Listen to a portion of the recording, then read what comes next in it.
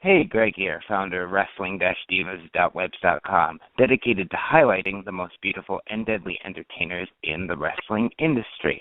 I'm truly honored to introduce my next special guest. She is a former WWE Diva, best known as the manager of former WWE Tag Team Champions Deuce N Domino. We have Cherry on. Hi, Cherry, how are you? And thanks for joining me. It's great to have you. Thank you. Hi, how are you doing? I'm glad to be here. I'm doing wonderful. Thanks for being here.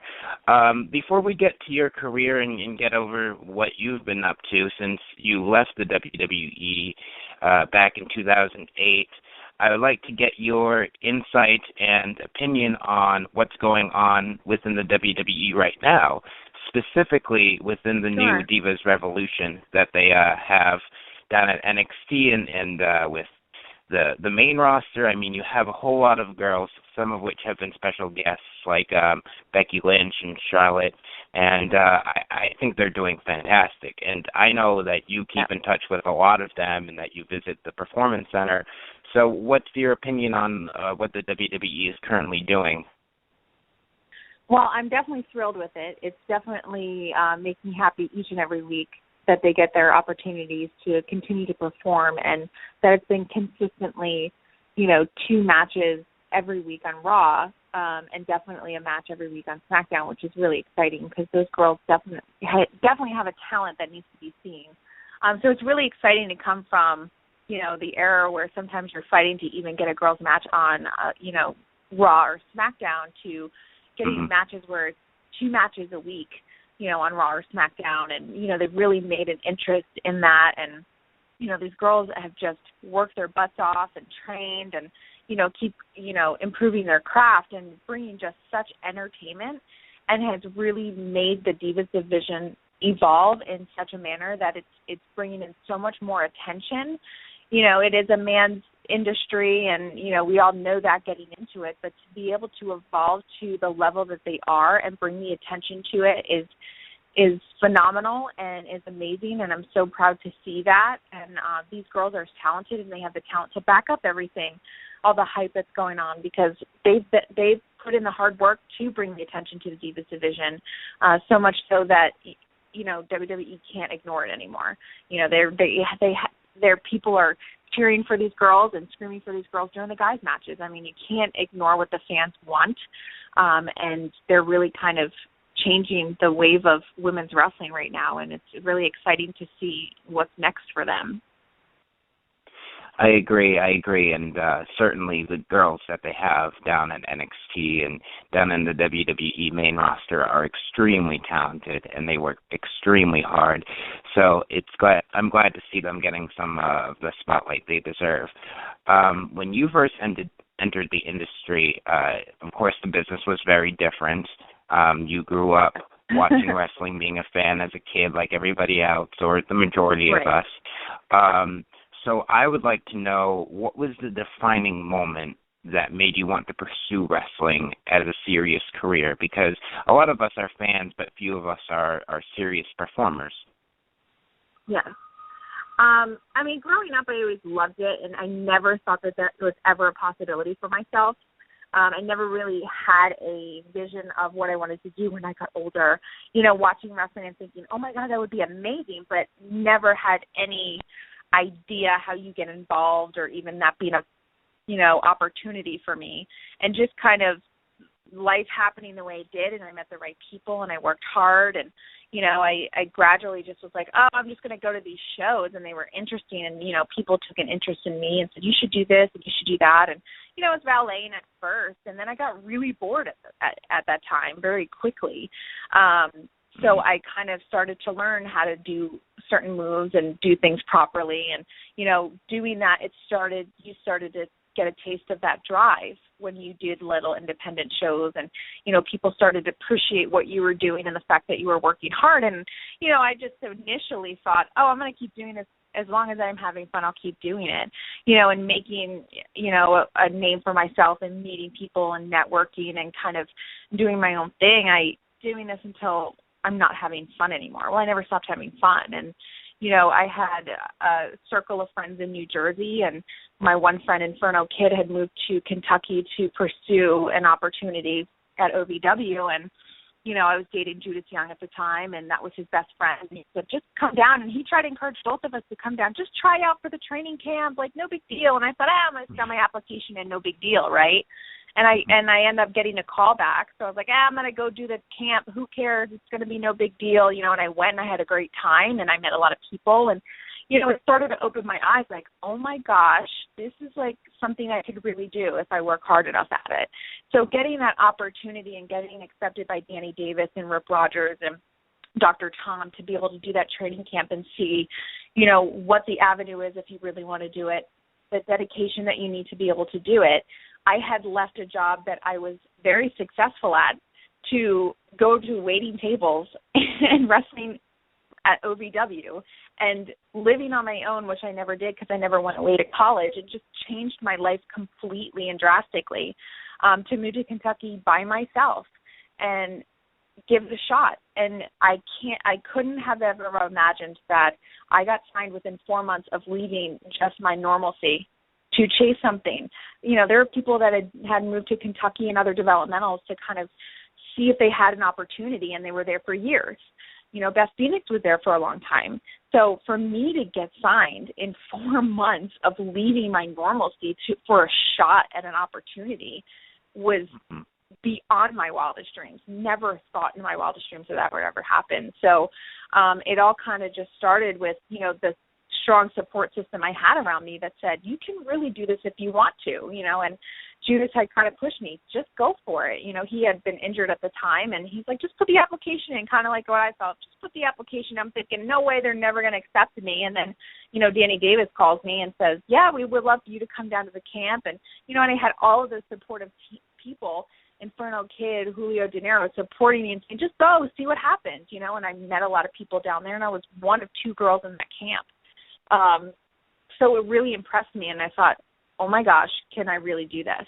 So I come home from the camp, and, I called a week later, talked to Danny Davis and thanked him for the opportunity, and he invited me to move down to Kentucky. So, he was very honest and said, you are not getting a contract with WWE. You're getting an opportunity to work in our developmental system, in our amateur classes, and getting the chance to network and getting the chance to, have an opportunity to be around the right people and learn from the best and all of that stuff. So I took a chance, and the people that believed in me. So, with that being said, that's kind of where I went. I kind of got that idea that this was even a dream that I could even live. So you're most famous under your Cherry name and character, and you were paired with Deuce N Domino, and you had known Deuce from previous wrestling school even before you got to the WWE, and he had approached you about the character. They didn't really know what the character was going to look like or act like. All they knew was they wanted a girl on roller skates, and that was pretty much it. So you had a lot of leeway as far as your character goes. So I'm curious as to how much creative freedom at the WWE level or even at developmental should these talents have, because it's always been a very large debate, especially since the whole social media movement, how much freedom wrestlers should have over their character. As far as creating Cherry in OVW, to start from the smallest aspect is Jimmy came to me. We'd known each other. We started in ECPW in New Jersey in the same month in the same year, started to learn wrestling. So I had known him for years.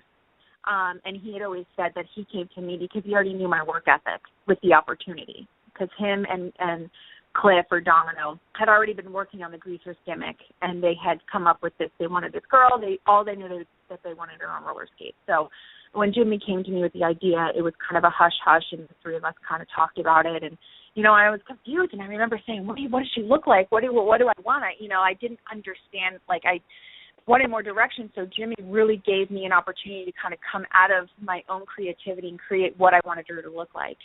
And calling me Cherry was kind of a very last-minute thing. We had actually kind of tossed around, the Outsiders with Cherry and Grease with Sandy and just what would work better. And Cherry was kind of the last name for it. So, we creatively together, the three of us, had kind of worked on ourselves individually on what we wanted them to do. Granted, we had input for each other.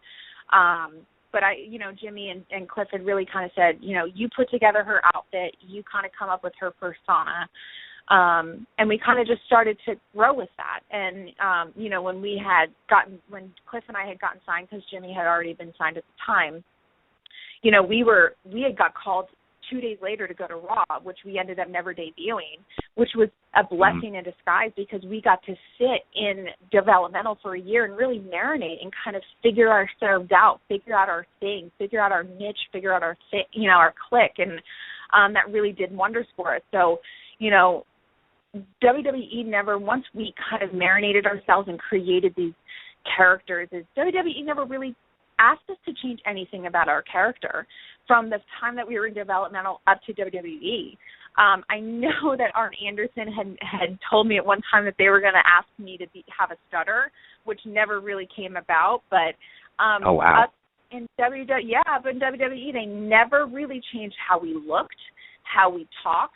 The dynamic of the relationship. I was Deuce's girlfriend. Cliff was my brother. So, and the way they kind of, Deuce was possessive over me, and nobody talked to Cherry, and, their best friendship. She was always the silent one. Creatively, and I'm speaking for myself. I don't know what other people have gone through or now. So we were really blessed to kind of be able to create our own little persona and our own little niche and what we believed in our dream of what Deuce N Domino should be. So, we loved it. We really created it, and that's kind of probably where our disappointment came in, in the long run was we felt like there was so much more story. There was so much more we could do with the group because we did so much. We had so much creativity leeway in OVW to kind of build a story and have a great feud with Cody and Shawn, and people loved it, and that we thought that there was so much more that we could do with WWE, and it never really went anywhere.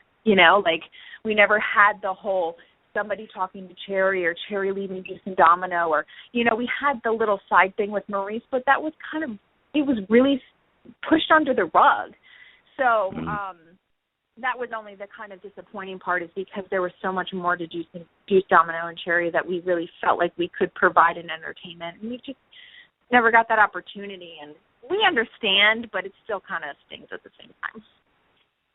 Yeah, I thought, of course in OVW and developmental, you guys did a whole lot more and feuded with a whole lot more teams and people, and I really liked your work down there. I thought the WWE run, it was solid. I mean, you guys held the titles for a bit, but like you said, it could have been so much more. You could have been thrown into so many skits. They could have done maybe a Back to the Future type of thing where you feuded with a more modern tag team. You could have been thrown in, a 50s diner and done some comedy things. I mean, that's where I wanted it to go. Obviously, it didn't come into fruition. A lot of fans don't know, too, that Dave Bautista and Ric Flair wanted to work with you and do a program, but that never really came into fruition. So a lot of things that, you hope will happen and you think will happen just don't, because that's the way of the beast. I mean, WWE runs all year round and things change on the dime. How do you deal with that stress and failure? I mean, what was the best method for you? Do you just ignore it and brush it off, or do you stand up and say something? There is a lot of things that happen behind the scenes that, we don't realize. So how did you deal with it personally? Right. I think you have to really kind of understand the nature of the beast. I had, Batista and Rick really pushing for a storyline, and they told me all about it.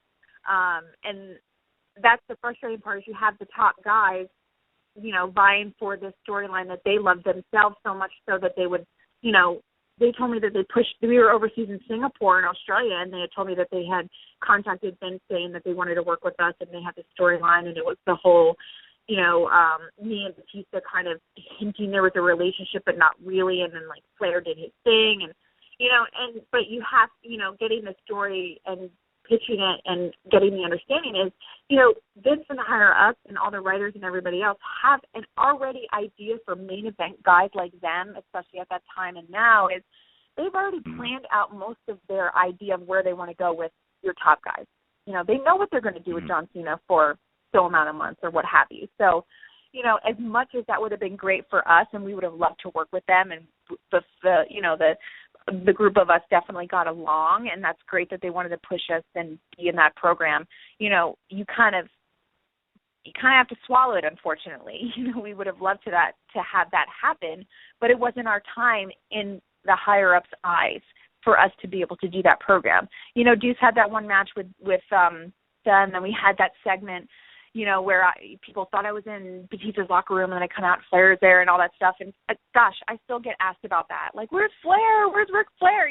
People loved that. And unfortunately, they didn't go that route. So, you have to kind of pick and choose your battles. We pitched a lot of things. We pitched a lot of stories, ideas. We try to get involved in some things. And, as much as you do the work to bring new ideas and creative things to go on, you don't always get what you want, unfortunately, and it's a bigger picture, with WWE. They're, worldwide known. They've got a plan. They can't derail typically from the plan, especially when you're working with your top guys. So, as much as we have loved it, and, you're trying, everybody wants to get the storyline with the main guy of the roster. Everybody wants to work with John Cena. Everybody wants to work with that top guy, and that's the right mindset, but until it becomes something that's really kind of attention grabbing and ticket selling, they're not really going to go with it until they, because they already have a plan in place. So, it is frustrating. It's frustrating then, and it's frustrating now, because I can hear a lot of my friends have that issue. So, sometimes you just kind of have to say, all right, on to the next, even when you have your top guys saying, listen, this is what we want to do and this is who we want to work with, sometimes the time isn't right. So, as much as I would have liked that to work out, and I think it would have been really fun to do and very entertaining, it just never happened. So it's disappointing, but what can you do? Well, certainly from when you started, and even from when you left the WWE in '08, the business has changed a lot, specifically with how technology is integrated not only in the entertainment world, but everyday life, really. And, there has been some talk about how this has helped the industry as a whole, because it's kind of exposed the independent scene and given fans a lot of alternatives and, brought in new liquidity and talent. And then you have the whole darker side or more negative side of the whole internet rumors that are blown up. And I know you mentioned when you departed from the WWE, there was a lot of nasty things going on around, why that happened. How do you think the whole technology movement has changed the industry? Has it been for the better? Has it been kind of in between? What's your thoughts on that? I don't think it's any more worse or better than it is when I was there, honestly. I mean, people are going to have their opinions and say what they're going to say, and and nobody knows what was said to me when I got released but me and Johnny. So it's really aggravating, because then it really kind of shows what people thought of me when they were saying, oh, you were released because you were fat, this, that, and the other thing. And that's really hurtful, because that's not honestly at all what was said to me. And if they did mean that, then that was never said to me. And that was never an issue. And they never said anything or said, hey, you're wasting it. They've never said that to me. So people are kind of coming up with their own opinions because they want to know a reason why. And their nastiness comes out. And that's really just not a nice thing to say, because when someone loses their dream, that's the last thing they want, is to hear someone say something nasty like that. And I know some of the people just didn't understand what they were saying to me, how hurtful it was, because they were trying to be supportive. But sometimes you just have to say, I'm a huge fan and I enjoyed what you did, and that's it. Because I kind of built up a complex from that, because then I started going, oh, maybe they did mean that, and it was, in that moment when you kind of have worked so hard and want to, understand the moment and understand why it wasn't your time. It's, you're looking for supportive people and, to encourage you to kind of continue pursuing that. And it was a hard time for me because that is not what Johnny said to me, and nobody ever came to me and said, "You're fat and we're letting you go." And that's really kind of what's saying, and that was just really disgusting and hateful, and I really had to kind of ignore that. But as far as people's opinions on internet and social media, I mean, internet and social media is just disgusting as it is, whether you're in a celebrity or in the public eye or not. People are going to have their opinion, and social media just gives them an avenue to kind of voice it. And if you're not dealing with mature people, then, unfortunately, you're going to have to listen to the people that feel they need to bring people down. So, it's just hard to say. I know for me, it was hard for me to have to deal with some of the things that people said because I'm putting on the record now, that is not at all what Johnny said to me. So, end of story, I guess. You have to stick to your guns and not let anybody's words bring you down. So I admire and appreciate your work ethic, and I appreciate that. They always say that once you enter the wrestling industry, no matter how long, you never truly leave it. So I know that, to my knowledge, you haven't made a return to wrestling since you left the WWE, and of course I'm sure you have other things going on. But is there a possibility for a return? I mean, I'd love to see, for example, NXT. They have a lot of superstar cameos from like all the past stars, and they even have a lot of girls from the independent scene come up and do like tryouts and stuff. So is there a possibility for a Deuce Domino and Cherry reunion down the line somewhere? Because I want to see it.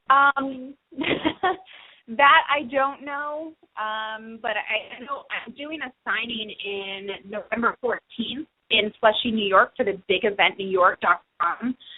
So that'll be my first signing in a long time to come out and see the fans during that. I've geared a little bit towards some of the appearances just because I think I'm a little far removed.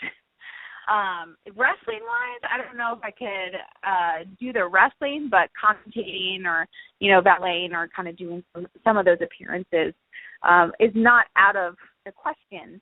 But I'm definitely doing that one, which has been the first in a long time in Flushing, New York, November 14th for the big event. So if anybody wants to come out and see me and, get their encyclopedia signed, I'd be more than willing to do that because, wrestling fans are a part of my heart. I still watch it every day. I still talk to a lot of my friends from the industry, and I'm very proud of what I was able to achieve in life. A lot of people aren't able to achieve their dream, and I really kind of lived it from not only just getting signed by, the most prestigious company in the industry, but, kind of reliving a little bit of my love for it with, the Deuce N Domino feud with Cody and Shawn. I kind of took a lot of my influence from Miss Elizabeth and Randy Savage to all of us creating something that really kind of fed off of that genre, where, Miss Elizabeth was, vied upon about somebody else and her man was not treating her right. And, and that kind of touched a little bit of my heart